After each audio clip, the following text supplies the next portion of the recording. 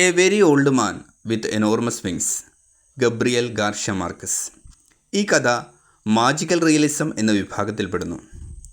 പെലായോ എന്ന വ്യക്തി ജോലി കഴിഞ്ഞ് വീട്ടിലെത്തുകയാണ്.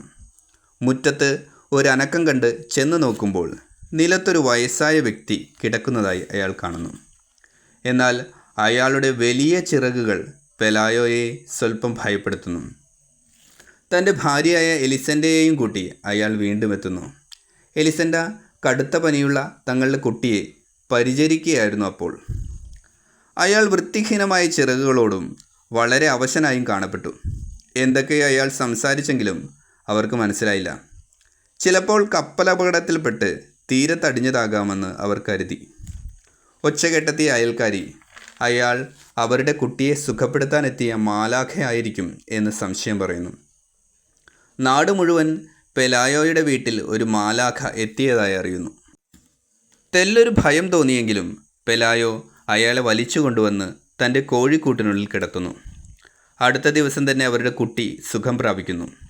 2-3 ദിവസത്തിനുള്ളിൽ ഒരു വള്ളത്തിൽ കയറ്റി മതിയായ ഭക്ഷണവും വെള്ളവും കരുതി അയാളെ പറഞ്ഞയക്കാമെന്ന് അവർ വിചാരിക്കുന്നു.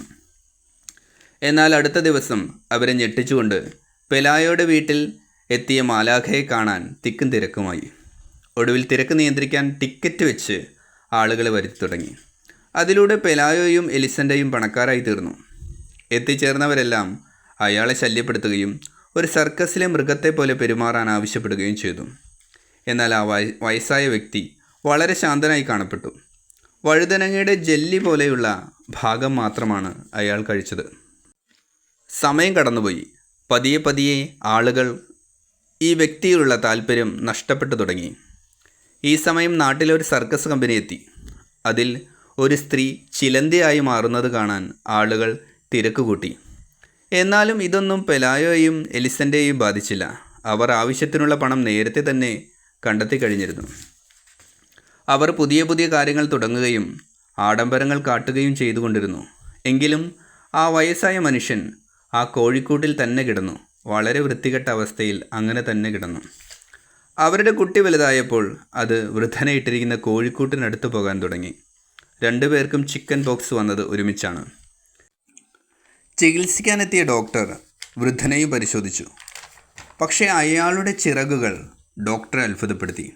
പക്കാ ഒറിജിനൽ തന്നെ. നല്ല മഴയിൽ വൃദ്ധനെ ഇട്ടിരുന്ന കൂട് ഇടിഞ്ഞു പൊളിഞ്ഞു വീണു. അയാളൊരു മൂലയ്ക്ക് തണുത്ത് വിറച്ചിരുന്നു. ഒന്നും കഴിച്ചില്ല. മിക്കവാറും അയാൾ മരിക്കുമെന്ന് അവർക്ക് തോന്നി. എന്നാൽ പതിയെ പതിയെ അയാൾ സുഖം പ്രാപിച്ചു.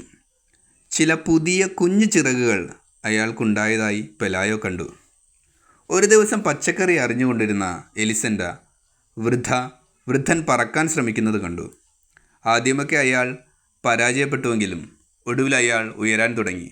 ഉയർന്നുയർന്ന് ആകാശത്ത് ഒരു പൊട്ടുപോലെ കാണപ്പെടുന്നതുവരെ അവൾ നോക്കി നിന്നു. ഇനി ശല്യപ്പെടുത്താൻ അയാളില്ലെന്നത് തെല്ലൊരാശ്വാസത്തോടെ അവൾ തിരിച്ചറിഞ്ഞു.